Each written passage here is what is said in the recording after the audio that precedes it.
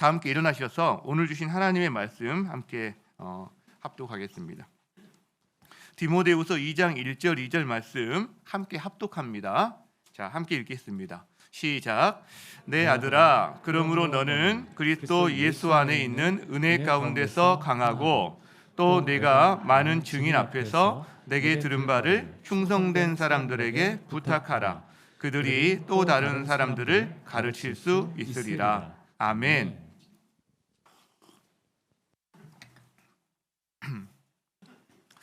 수료식이 참 은혜의 자리구나라는 생각을 하게 됩니다.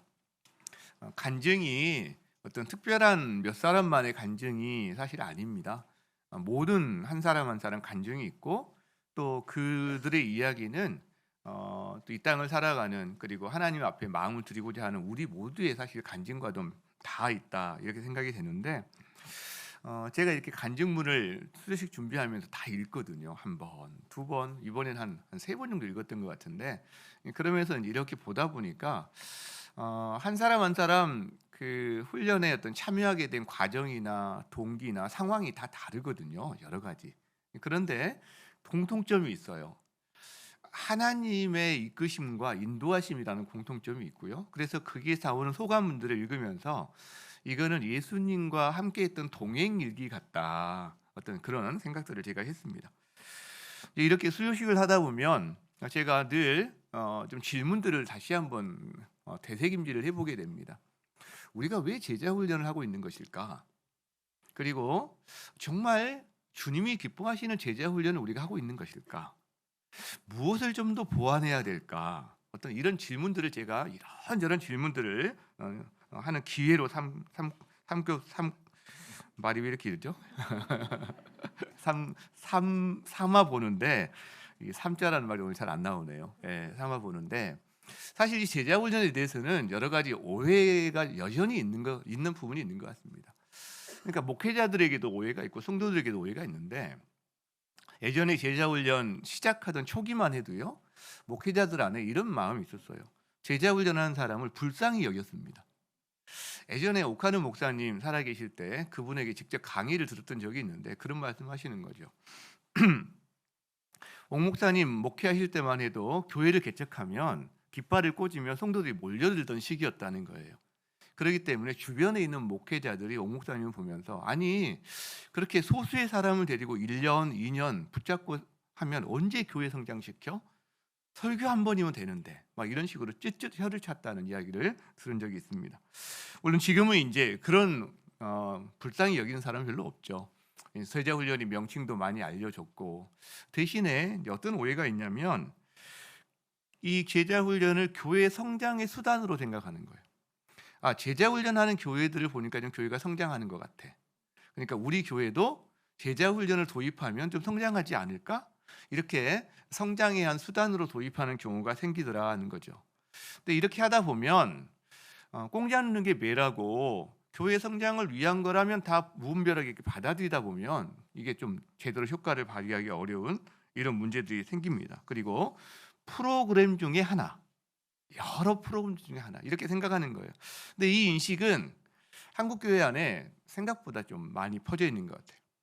성도들도 이렇게 생각하는 경우가 많습니다. 성도들조차도 제자 훈련은 프로그램 중에 하나라고 생각하는 경향성이 있다는 거죠. 예를 들면 이런 겁니다. 제자 훈련을 성경 공부라고 생각하는 거예요. 그래서 좀 더 집중적이고 좀 깊이 있고 오래 하는 성경 공부 중에 하나 이렇게 생각하거나 혹은 제자 훈련을 어떤 수료 과정, 즉 교회 안에서 직분을 받거나 지도자가 되기 위해서는 거쳐야 되는 통과해야 되는 어떤 과정 이렇게 생각하는 거죠. 그러다 보면 간혹 이 훈련을 벼슬처럼 여기기는 사람도 간혹 나오는 것 같아요. 이런 거죠. 제자 훈련 받은 사람이 안 받은 사람 보면서 에이 제자 훈련도 안 받은 것이 뭔 소리 하는 거야? 뭐 어떤 이제 이런 굉장히 좀 안 좋은 거죠. 그런 어떤 엉뚱한 문화가 있는 경우도 간혹 있다고 제가 들었습니다. 그리고 제자 훈련을요. 제자 훈련이라고 이름 붙은 것만 제자 훈련이라고 생각하는 이런 생각도 있어요. 사실은 그게 아니죠. 예수님의 제자로 닮아가고 살아내기 위해서 주님과 동행하는 모든 훈련이 제자 훈련인데 너무 좁혀서 생각하는 거죠. 자, 그렇다면 제자 훈련이 프로그램이 아니라면, 교회 성장의 한 수단이 아니라면, 그럼 제자 훈련은 뭐냐라는 거예요. 여러분, 우리가 제자 훈련하는 이유는요, 제자 삼는 것이 교회를 향한 예수님의 꿈이요, 명령이기 때문이에요. 이게 예수님의 꿈이에요. 여러분, 예수님께서 수많은 말씀하셨지만 가장 최고의 명령으로 우리에게 주신 게 마태복음 28장 18절 20절 말씀 아닙니까? 이거 올리면 여기 지금 기록이 돼 있거든요. 자, 예수님 이렇게 말씀하시죠. 예수께서 나와 말씀하여 이르시되 하늘과 땅의 모든 권세를 내게 주셨으니 그러므로, 같이 한번 해볼까요? 너희는 가서 모든 민족을 제자로 삼아 아버지와 아들과 성령의 이름으로 세례를 베풀고 내가 너희에게 분부한 모든 것을 가르쳐 지키게 하라. 볼지어다 내가 세상 끝날까지 항상 함께 있으리라. 이 말씀을 주셨어요. 여러분, 핵심이 뭡니까? 모든 민족을 제자로 삼아라. 이게 이 모든 말씀의 핵심인데, 그래서 모든 민족을 제자로 삼기 위한 모든 과정과 훈련이 사실 다 제자 훈련이거든요. 여러분, 여기 보면 제자 삼는 게 사명이요 본질이라는 거예요. 예수님의 몸이 교회거든요. 그래서 예수님의 몸인 교회는 예수님의 사역을, 예수님이 부활하셔서 승천하신 다음에 이 땅에 남아서 예수님이 하신 사역을 마저 해가는 게 예수님의 몸입니다. 그래서 교회는 예수님의 몸인 그 사역을 감당할 제자들을 세우는 것이 교회의 사명이 되는 거죠, 실제로. 그리고 이 제자 훈련은 명령이에요. 즉, 해도 되고 안 해도 되는 그런 게 아니라는 거예요. 왜? 하늘과 땅의 모든 권세를 가지고 지금 명령하시는 거거든요. 엄중한 명령이라는 거죠. 그렇죠? 그래서 예수님이 제자를 세워라, 제자를 삼아라. 어떻게? 가르쳐 지켜서, 즉 지킬 때까지 가르쳐서, 즉 훈련하라는 말입니다. 왜? 저절로 안 돼요. 여러분, 좋은 습관이 저절로 되든가요? 안 됩니다. 그렇죠?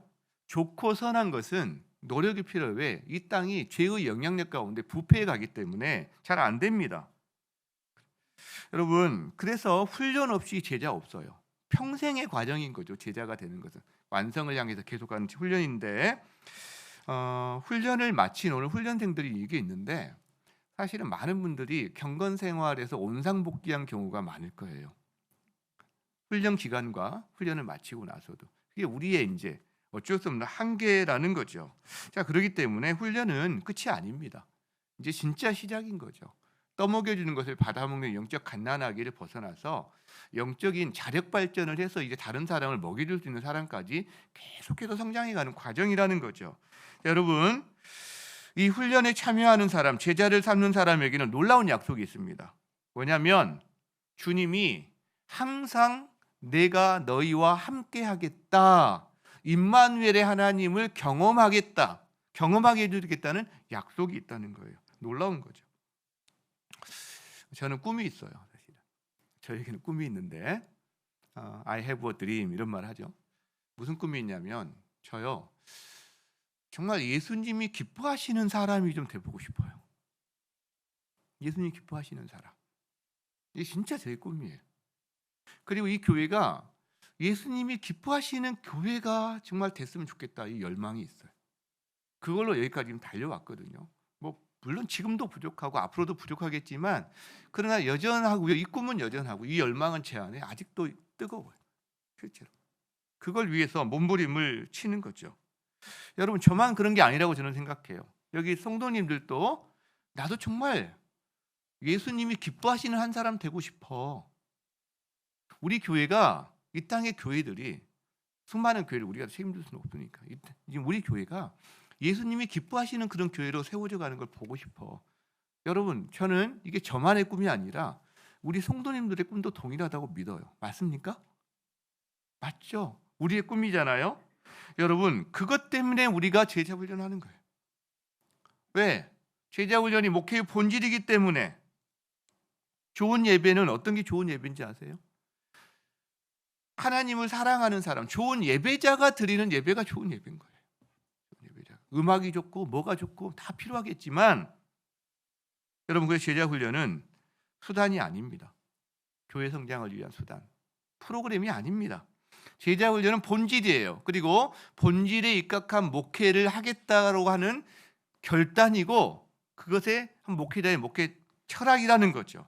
예수님의 말씀을 무겁게 받아들여서 그 말씀에 순종하겠다, 예수님의 사역을 이 땅에서 한번 계승해 보겠다라고 하는 결단이라는 거죠. 왜요?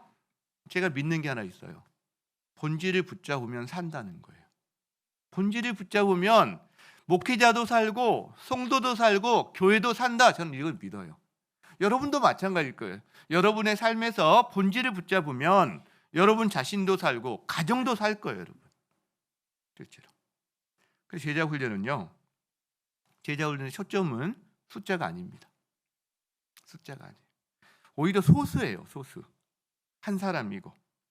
여러분, 그래서 제자 훈련을 자기의 진실된 목회 철학으로 삼으면요, 숫자의 함정이나 외형적인 성장주의의 유혹에서 그래도 비교적 조금 자유롭게 됩니다. 인간인 이상 여기 자유롭은 사람 저는 단 한 명도 없다고 생각해요. 그러나 비교적 거기서부터 자유로움을 경험하게 됩니다. 왜? 제자는 절대 대량 생산이 안 돼요. 압축 생산도 안 돼요. 여러분 자녀를 생각해 보세요. 여러분 자녀 한 사람의 건강한 사회인으로 성인으로 자라기까지 대량 생산 됩니까? 압축 생산 됩니까? 안 되거든요. 여러분, 그래서 제자 훈련이 목회의 본질이라면 목회자인 저는요, 이걸 붙잡아야 되는 거죠. 여기에 목숨 걸어야 되는 거죠. 그렇죠? 왜? 본질에 집중하면 물론 그때그때 파도도 있겠지만 오히려 이 본질에 집중하는 것 때문에 이겨나갈 수 있을 거다 믿기 때문에 저는 이걸 붙잡고 나아가야 되는 거예요. 그러니까 어쨌든 죽어라고 합니다. 많이 할 때는 남자 반, 여자 반, 여직장 반, 사역 반, 리더 반, 그리고 또 인대인 과정을 제가 3 과정을 했었거든요. 그렇게 한 몇 학기 하고 나니까 그냥 거의 병원 실려갈 뻔했죠. 여러분, 성도님들은요, 이 제자의 삶이 목회의 본질이라면 여러분 제자의 삶을 결단하셔야 되는 거예요. 제자의 삶. 그리고 한 해 한 해 제자의 삶을 살아가기 위한 어떤 작은 훈련들을 내가 주님 앞에서 끊임없이 가겠다라는 이 결단이 주님 앞에서 필요하다는 거죠. 여러분, 그 결단의 일환으로 교회의 영적인 흐름을 함께 타시기를 바라요. 혼자서 따로 하는 건 힘들어요. 그러나 이 흐름에 함께 타서 동참하는 것은 오히려 신앙생활 잘하는 좋은 방법이 될 수 있습니다. 평생 이렇게 예수님의 제자로 이 본질을 붙잡고 살았던 여러 사람 중에 한 명이 바로 바울입니다. 바울, 그렇죠? 바울 역시 주님이 기뻐하시는 사람이 되기를 원했어요. 그런 그가 자기의 영적인 아들인 디모데에게 디모데후서에서 편지를 보냅니다. 여러분, 그래서 오늘 우리가 보게 되는 이 말씀은 단순히 오늘 수료하는 분들뿐만 아니라 제자로서 제자된 그리스도인으로서 내가 평생의 삶을 살겠다라고 생각하는 분들에게는 동일하게 주어지는 메시지다라고 생각한다는 거예요. 이 말씀을 통해서 우리가 주님이 기뻐하시는 제자의 모습이 무엇인지를 좀 살펴봤으면 좋겠다 싶습니다. 2가지로 좀 간단하게 나누려고 합니다. 자, 주님이 기뻐하시는 제자 첫 번째 따라합니다. 예수님과 친밀한 사람. 1절 같이 한번 읽어보겠습니다. 자, 시작. 내 아들아, 그러므로 너는 그리스도 예수 안에 있는 은혜 가운데서 강하고, 내 아들아, 강해져야 해. 그리스도 예수 안에 있는 은혜 안에서 네가 강해져야 해라고 말하는 거거든요. 여러분, 주님이 기뻐하시는 제자의 첫 번째 모습은 일이 아니라는 거예요. 사역이 아니라는 거예요. 관계예요. 친밀한 관계로의 부르심이다라는 거예요. 즉 예수 안에서 강건해지고 예수 안에서 누리는 것이 먼저인 거예요. 여러분, 우리가 자녀 기를 때 여러분 집에 3살짜리 4살짜리 애기가 있는데 걔가 어느 날 갑자기 막 집안 청소를 막 밀걸레질을 하고 설거지를 하고 막 이러면 부모가 와 기뻐합니까? 아니요. 얘가 부모 안에서요 즐거워하고요, 부모를 즐거워하고 건강하게 그 나이에 맞게 잘 자라주면 그게 기쁨이 되는 거예요. 청소하면 괜히 부모가 더 고생해요. 설거지하면 그릇 깨지고 실제로 그죠? 예수님도 같은 맥락의 말씀을 하십니다. 마가복음 3장 14절 같이 보겠습니다. 시작.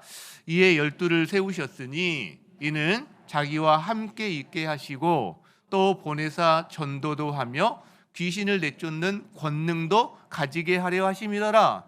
예수님이 12 제자를 세웁니다. 근데 세우는 이유가 뭐냐? 첫 번째, 자기와 함께 있게 하시려고. 여러분, 이게 첫 번째입니다. 예수께로 부르시는 거예요. 예수님 자신에게로, 예수님과의 친밀한 관계로 부르시는 것이 첫 번째입니다. 그리고 두 번째, 사역하는 거예요.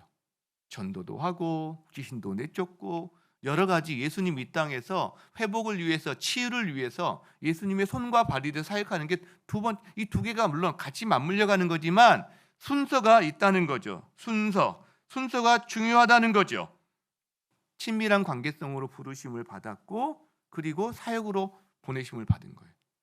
쉽게 말하면 예수 안에서요 누리고 먹고 체력이 튼튼해지고 그 힘으로 마당도 쓸고 밥도 짓고 하는 거죠. 그죠? 베드로에게도 예수님께서 이 순서대로 말씀하셨어요. 우리 새해 첫 해에 나눴던 말씀. 너 나 사랑하니? 그 다음에 양을 먹여라 이렇게 하는 거죠. 너 나 사랑하니? 양을 먹여라. 친밀한 관계 속으로 부르심을 하고요. 그 다음에 사역으로 보내시는 거예요. 실제로. 그래서 제자 훈련에 끊임없이 강조하는 기초는 경건생활입니다. 경건생활. 말씀을 가까이 하는 삶, 기도에 힘쓰는 삶, 좋은 습관으로 정착되도록 끊임없이 노력해요. 그래서 큐티를 올려주세요, 나눠주세요. 매일처럼 이렇게 닥달을 하는 이유 중에 하나가 그런 이유인 거죠. 왜? 경건생활의 핵심이 예수님과의 친밀함이거든요.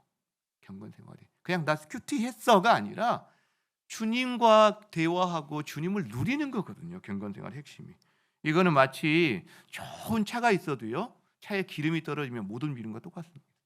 아무리 빛가분자가 차가 있어도 기름이 있어야 그 차가 움직이는 거죠. 여러분, 그렇다면 예수님과 친밀하다는 것, 예수님과 함께하다는 게 뭘까? 뭐 수많은 이야기 우리가 할 수 있겠지만 가장 단순하게 하나만 생각해 봅시다. 가장 비싼 관계가 부부관계거든요. 부부관계. 부부가 뭐 결혼한 지 얼마 안 된 사람도 시작해서 5년, 20년, 30년 된 사람도 있는데 함께 살아요. 함께 밥을 먹어요. 함께 대화를 해요. 자, 근데 부부인데 대화 한마디도 없고 마음도 서로 나눠지지 않고 그렇다면 함께 살아도 이거 사는 게 아닌 거죠. 사실은 친밀한 게 아닌 거죠. 그렇죠? 여러분, 예수님과 함께 친밀해진다, 예수님과 함께 산다라는 게 뭘까요? 예수님과 단순히 그냥 말씀 봤어요가 아니라 예수님과 여러분 마음을 나누는 거죠. 그래서 예수님의 생각과 내 생각이 서로 교류하는 가운데 생각이 같아지는 거죠. 가치관이 공유되는 거죠. 세계관이 같아지는 거죠. 우리는 한계가 많기 때문에 하나님이 세상을 바라보는 관점을 계속해서 나의 것으로 바꿔가는 거죠. 그래서 내 삶의 목적이 하나님 앞에 내가 이걸 이루어주세요 기도하는 게 아니라 하나님이 바라보시는 삶의 목적이 내 삶의 목적이 되기 시작합니다. 언제부턴가. 그러면 예수가 내 안에, 내가 예수 안에 거하면 무엇인지 원하는 대로 구하라. 그리하면 주님께서 이루시리라. 이 약속의 말씀이 친히 우리 가운데 이루어지는 것을 경험하는 삶을 살게 되는 거죠. 여러분, 제자 훈련은 그래서 한 번의 과정, 일정한 기간에 수료로 하는 게 아니에요. 오늘 수료식을 하지만 사실 그렇죠? 평생의 과정이라는 거죠. 평생 자기를 부인하면서 예수로 채워지는, 예수로 충만해지는. 오늘 그 찬양이 저는 정말 좋은 것 같아요. 예수로 채워지는, 예수로 충만해지는. 여러분, 예수로 충만해지는, 그래서 예수님과 친밀함을 누리는 그런 제자의 삶 모두 되시기를 주의로 축복합니다. 자, 그럼 두 번째, 주님이 기뻐하신 제자의 모습이 무엇일까? 한번 따라합니다. 재생산하는 사람. 자, 바울이 디모데에게 두 번째 권면을 합니다. 2절 말씀에 같이 한번 읽겠습니다. 시작. 또 내가 많은 증인 앞에서 내게 들은 바를 충성된 사람들에게 부탁하라. 그들이 또 다른 사람들을 가르칠 수 있으리라. 우리가 잘 아는 말씀이죠. 여기 믿음의 사대가 나옵니다. 바울이 1대예요. 그죠? 그리고 디모데가 2대입니다. 바울이 디모데에게, 그 다음에 저기 보면 내가 많은 증인 앞에서 내게 들은 바를 누구에게? 충성된 사람들이 3대가 되는 거예요. 그럼 이 충성된 사람들이 누구에게? 또 다른 사람들에게. 여러분, 이렇게 복음이 전수되는 겁니다. 이렇게 양육하는 거죠. 이렇게 훈련하는 거죠. 이렇게 복음을 전하는 거죠. 이게 믿음의 사대예요. 바로 재생산이 이루어지고 있는 겁니다. 하나님께서 사람을 지으시고 생육하고 번성하라라고 하셨어요. 그래서 사람이 결혼을 해서 자손을 낳습니다. 자손이 또 자손을 낳습니다. 근데 만약에 어떤 한 가문에 끊어진다면 더 이상 이 명령이 유효하지 않은 거죠. 그래서 얼마나 많은 부부들이 결혼을 하면 자녀를 갖기를 열망하고 만약에 생각대로 잘 되지 않을 때 얼마나 마음을 졸입니까? 사실은 마찬가지인 거죠. 영적으로 재생산한다. 이거는 자손의 자손을 본다는 거예요. 영적인 할아버지와 영적인 할머니가 된다라는 거예요. 이게 바로 재생산입니다. 이것은 믿음의 사대는요, 생태계와 비슷해요. 생태계. 숲이 있어요. 건강한 숲이. 여기에는요, 큰 나무 몇 그루만 있어서는 생태계가 안 생. 작은 풀부터 큰 풀, 작은 나무, 중간 나무, 큰 나무가 골고루 섞여 있습니다. 이게 생태계예요. 아프리카 초원도 마찬가지입니다. 사자 몇 마리, 코끼리 몇 마리만 있어서는 안 됩니다. 풀부터 시작해서 작은 벌레, 작은 곤충, 작은 동물부터 시작해 큰 동물, 이 모든 게 생태계로 연결돼 있어요. 하나가 끊어지면요, 안 됩니다. 한 집안도 마찬가지예요. 한 집안에 노인, 어른, 청년, 청소년, 아이들, 이게 다 있어요. 교회도 마찬가지입니다. 교회도 만약에요, 우리 교회에 오늘 이 시간부로 다음 세대가 딱 끊겨서 이대로 우리가 20년 지났다라고 생각을 해보세요. 어떻게 될지 끔찍한 거죠, 사실은. 여러분, 재생산이 없이는 생태계가, 믿음의 생태계도 살아남지를 못한다는 거예요. 그렇죠? 그래서 주님이 재생산을 기뻐하신다는 거죠. 왜? 제자는 예수님의 분신입니다. 분신. 제자는 예수님의 작은 제자예요. 작은 제자. 즉 예수님이 이 땅에 오신 목적을 알고 예수님이 이 땅에 오셔서 행한 사역을 예수님 승천하신 이후에 뒤에서 그 사역을 그대로 감당하는 사람이에요.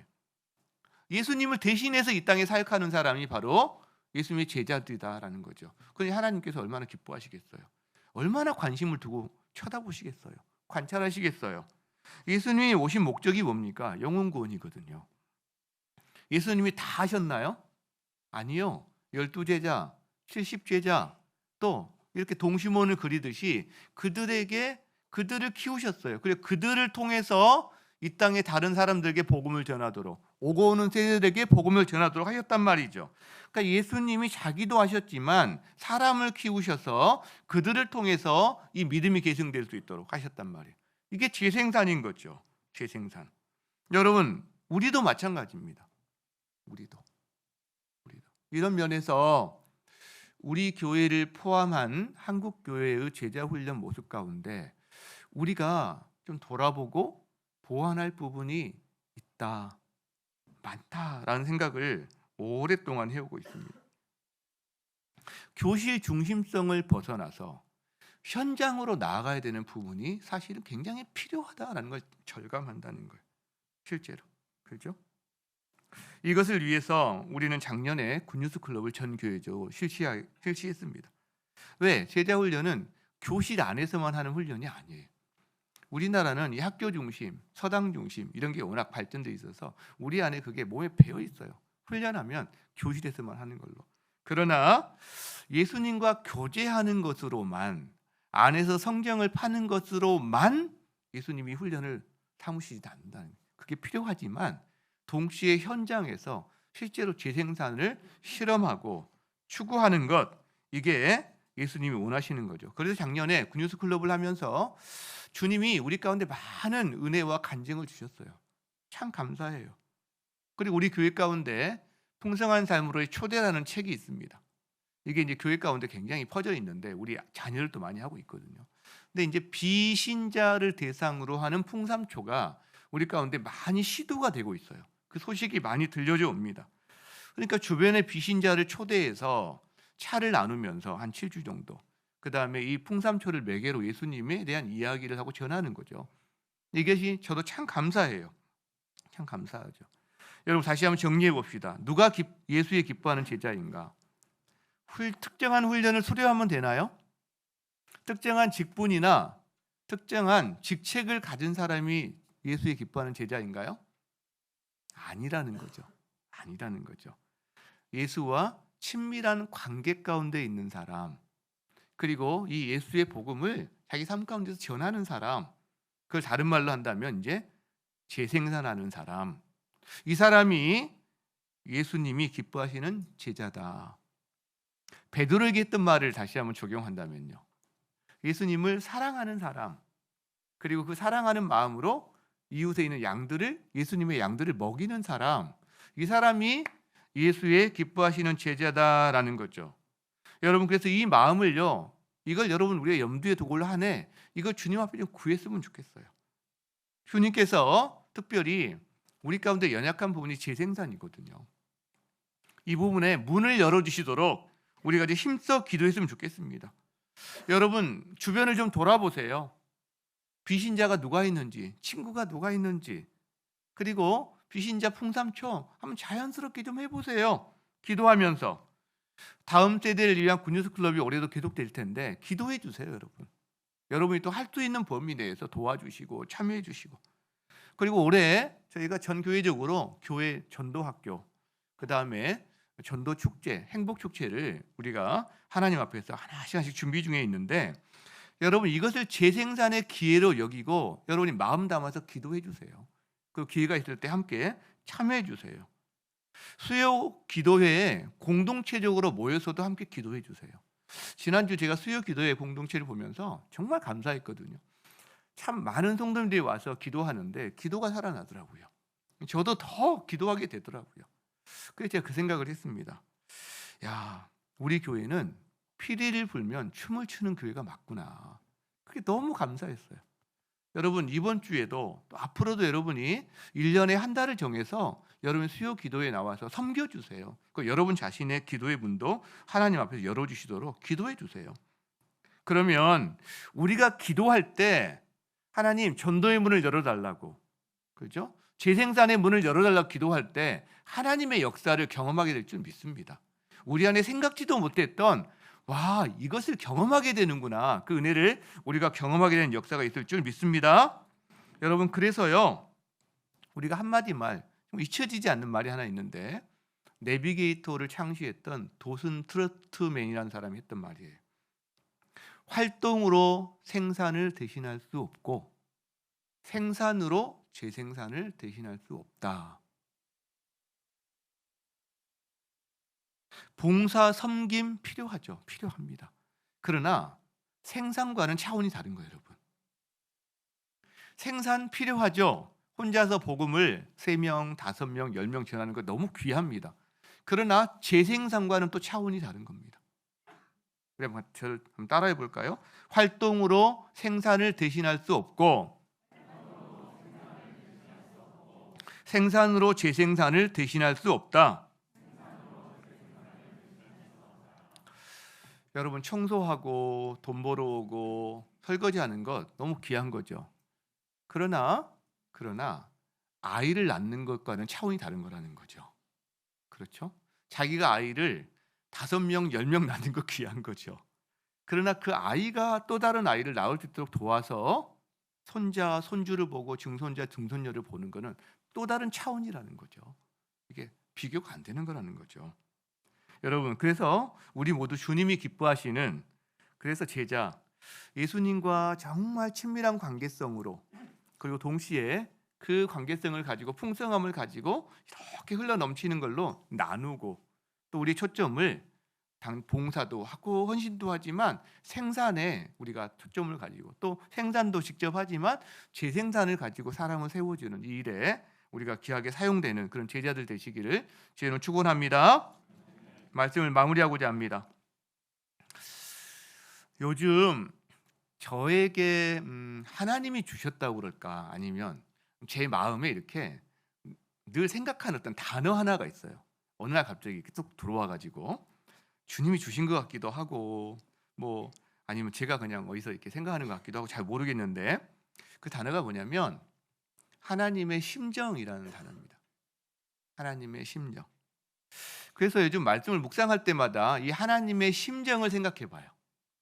하나님의 심정. 이 말씀에서 하나님은 어떤 심정으로 이 말씀을 주셨을까? 이걸 생각해 보는 거죠. 그래서 큐티를 할 때도 우리가 큐티할 때 매일 성경 우리가 이용하는데 매일 성경에 저도 그렇게 했고요. 하나님은 누구시지? 하나님의 속성. 하나님 무슨 일을 하셨지? 어떤 하나님의 역사. 요 중심 우리가 이제 기록하고 기도하고 하잖아요. 근데 여기에다가 제가 최근에는 중간에 하나를 집어넣어 보는 거죠. 요 둘 사이에 하나님의 심정을 다시 한번 생각해 보는 거예요. 그래서 이 하나님의 속성이 이 하나님의 심정을 통해서 어떻게 역사하셨는지가 연결되는 것들이 좀 더 생기는 것 같아요.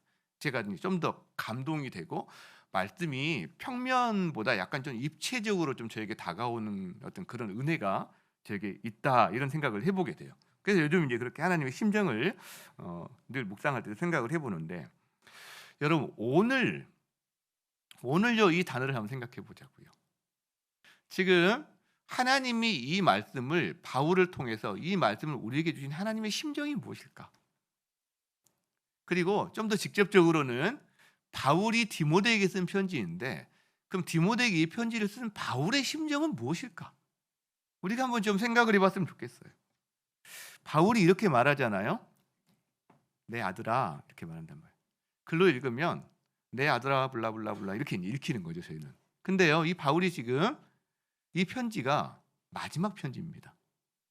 로마 감옥에서 자기 인생의 거의 황혼기에 이제 얼마 남지 않은 처형이 얼마 남지 않은 시기 가운데 자기가 정말 사랑하는 믿음의 아들인 디모데에게 보낸 마지막 편지. 여러분 그걸 좀 생각하고 이 편지를 우리가 다시 한번 읽을 수 있다면 내 아들아 이렇게 안 읽힐 거예요. 내 아들아. 좀 다르게 읽힐 거라는 거죠. 내 아들아. 너 강해야 해. 예수 안에 있는 은혜 가운데서 네가 강해져야 해. 그리고 복음을 전수하렴. 복음을 전수. 왜? 그게 너에게 진짜 의미 있는 인생이고 너에게 진짜 행복한 인생이야. 그거밖에 없어. 뭔가 이 바울의 심정이 조금 더 마음에 와 닿는다는 거죠. 여러분 바울의 심정이 여러분도 느끼셨으면 좋겠어요. 자기 생을 마감하기 직전에 유언처럼 자기 영적인 아들에게 써보낸 이 남긴 글 한자 한자가 천근의 무게를 가지고 썼을 거라는 거예요. 눈물과 한량없는 그 깊이의 사랑을 가지고 이 글을 썼을 거라는 거예요. 그냥 의무감에서 쓴 게 아니랄 거예요. 여러분 디모데는 이 말이 어떻게 들렸을까요? 디모데는 율법으로 들렸을까요? 또 하나의 음으로 들렸을까요? 잔소리로 들렸을까요? 저는 아닐 것 같아요. 율법도 의무도 잔소리도 아닐 것 같아요. 디모데에게 어떻게 들렸을까? 자기를 정말 사랑하고 자기를 위해서 기도하는 그 영적인 아버지의 마지막 유언으로 들었을 거예요. 아마 첫눈 같은 소리로 그 사랑의 소리로 여러분 들리지 않았을까요? 제가 그런 생각을 해봤어요. 이걸 묵상하다가 만일 제가 시한부 인생을 산다면 그게 뭐 1년일지 5년일지 10년일지는 모르지만 제가 시한부 인생을 선고받았다고 생각한다면 내 인생의 남은 인생의 초점을 내가 어디다 두고 살아야 할까? 그리고 그때 내가 목숨처럼 사랑하는 우리 자녀들에게 편지를 마지막으로 남긴다면 뭐라고 쓸 수 있을까? 제가 이 생각을 한번 해봤어요. 생각을 많이 해봤거든요. 더 많은 돈, 더 좋은 집, 멋진 전원주택. 뭐 여러분 생각나는 거 말해보세요. 또 뭐 여러분 생각나는 거. 뭐 어떤 여유 있는 삶, 세계를 돌아다니는 어떤 뭐 이런 여행가 또 뭐가 있을까요? 우리가 어떤 좋아하는 것들, 꿈꾸는 것들. 여러분 필요하죠. 필요 없다는 말이 아닙니다. 그러나 그게 아니더라고요. 최종적인 게 그게 아니더라고요. 생각해 보니까 저는 생각할수록요 바울의 이 말요. 내 아들아 하면서 했던 1절, 2절 이 말씀이 하나님이 나에게도 주시는 말, 동일한 말씀이구나. 이렇게 고백하게 되더라고요. 그렇지 내가 내 인생의 초점을 이 두 말씀에 두고 살 수밖에 없는 거지. 그리고 내가 내 자녀에게 편지를 쓴다면, 유언을 쓴다면 이 말밖에 쓸 말이 없는 거지. 왜? 예수님과 친밀한 관계 가운데서 그분의 놀라운 영광과 아름다움을 보며 사는 게 이 땅에서 누릴 수 있는 최고의 행복이고, 그리고 그분과 함께 동역자가 되어서 그분의 아름다움을 전하고 또 다른 사람이 치유되고 회복되는 현장 가운데 바라보고 그 사람이 또 다른 누군가를 세우는 걸 바라볼 수 있다는 게 내 인생에 가장 의미 있는 일이지. 여러분, 이 고백을 할 수밖에 없더라라는 거죠. 여러분, 예수님의 심정도 동일하다고 생각해요. 초청하는 거죠. 예수님 안에 놀라운 아름다우심이 있거든요. 풍성함이 있거든요. 놀라운 영광이 있거든요. 내가 너를 이 영광으로 초대하마. 영광으로 초대하마. 식탁으로 초대하마. 그리고요, 이 영광의 힘을 다른 사람도 누릴 수 있도록 너도 또 그를 좀 초대해 주렴. 여러분, 이 말인 거죠. 지금 우리를 초대하고 우리가 그걸 누리는 가운데 또 다른 사람을 우리의 그 주님과 함께하는 영광으로 초대하는 게 기생산하는 거고 복음을 전하는 거죠. 율법이나 의무가 아니라 주님이 우리에게, 여러분, 우리 손이 필요해서, 우리 발이 필요해서, 안 그러면 예수님이 손발이 없어서 우리에게 뭔가 부려먹으려고 하는 게 아니라 주님의 심정이 느껴지는 거죠. 네가 진짜 의미 있고 진짜 행복한 인생이 뭔지 아니? 내 안에 있는 이 풍성함을 너도 좀 맛보고 누리는 거야. 그리고 그 영광과 아름다움의 자리를 네가 누렸다면 다른 사람도 그 치유와 회복의 자리로 초대하는 거야. 여러분, 이게 느껴지더라는 거죠. 이게 하나님의 심정이라고 저는 믿어요. 이번 훈련 수요식을 또 마음에 담고 준비하면서 계속 맴돌았던 찬양 하나가 있어요. 정말 가사가 간단합니다.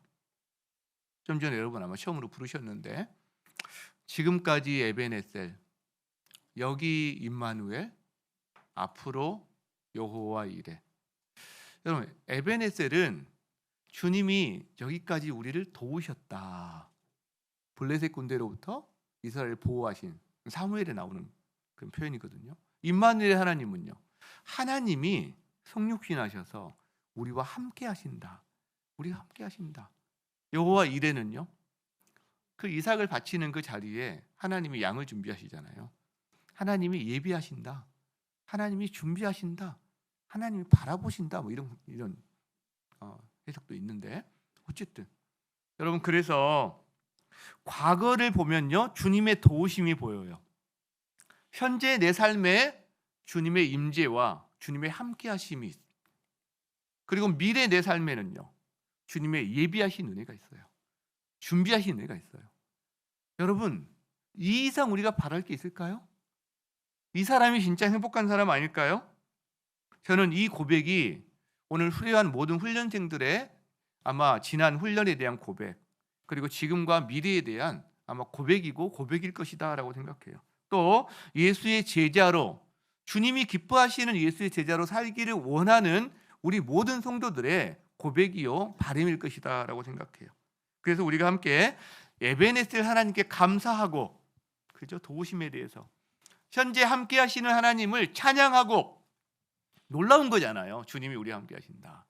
그리고 미래에 우리를 위해서 은혜와 그 모든 것을 예비하시면서 준비하시는 하나님을 기대하면서 이 찬양으로 나갔으면 좋겠습니다. 함께 찬양하겠습니다.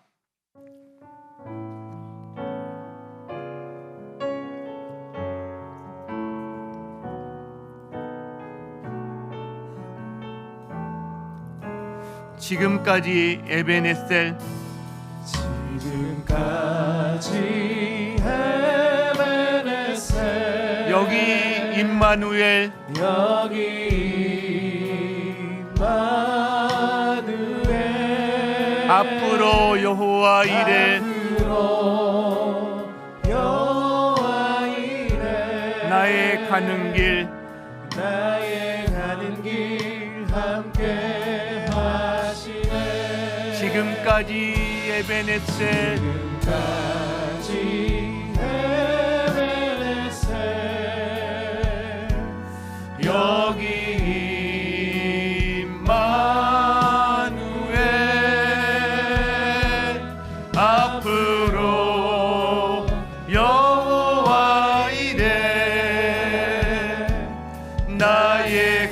가는 길 함께 손 들고 찬양합니다. 지금까지 에베네셀 여기 임마누엘 앞으로 여호와 이레 나의 가는 길 함께 마지막으로 찬양합니다. 지금까지 에베네셀 여기 임마누엘 앞으로 여호와 이레 나의 가는 길 함께 하시네. 주신 말씀을 가지고 함께 주여 외치며 기도의 자리로 나아갑니다. 주여